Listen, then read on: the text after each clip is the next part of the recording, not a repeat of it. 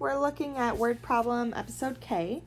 Elliot is buying groceries. He buys a bag of apples for $5.54, a loaf of bread for $2.49, and a jar of peanut butter for $3.73. Elliot hands the cashier a $20 bill. How much money should he get in change? So I'm going to go highlight the things he's buying. So he buys a bag of apples for $5.54, a loaf of bread, $2.49, and peanut butter for $3.73. So I know what money he spent, but I don't know how much it all adds up to. So that's something to keep in mind. Then Elliot handed the cashier a $20 bill. The question we're actually answering is, how much money should he get in change? All right, before we can find that difference between 20 and whatever he spent, we have to figure out how much he spent. So he bought apples for $5. Oops, I want to use pen, not highlighter. Bought apples for $5.54, plus a loaf of bread for $2.49, plus peanut butter for $3.73. You can either set it up in a problem like I did, adding all three together at once, or you can add the price of 2 and then add the third price to that answer, whichever way makes more sense to you. So I'm going to do it all in a row, so 9 plus 4 plus 3.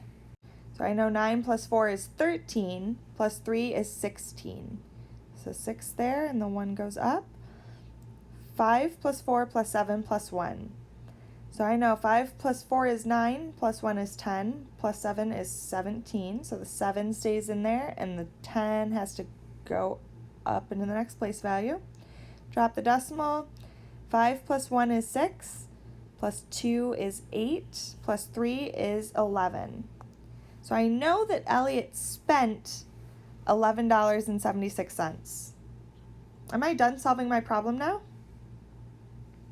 No, I haven't answered the big question yet. How much money should he get in change? So if you owe $11.76 and you pay with a $20 bill, that's pretty much like subtracting $11.76 from 20. That's exactly what I want to do. So let me go get my pen. I'm going to do $20 and no cents minus $11.76.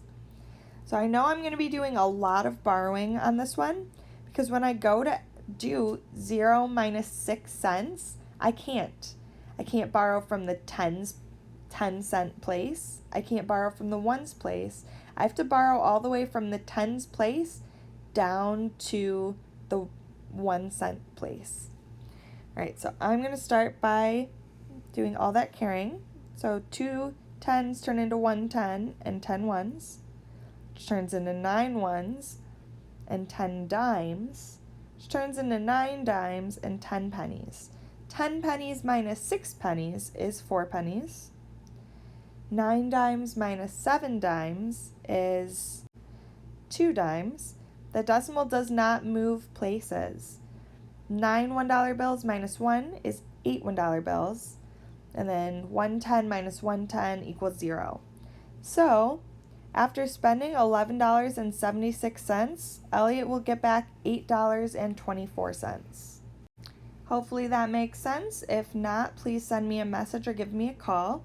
I look forward to seeing your work.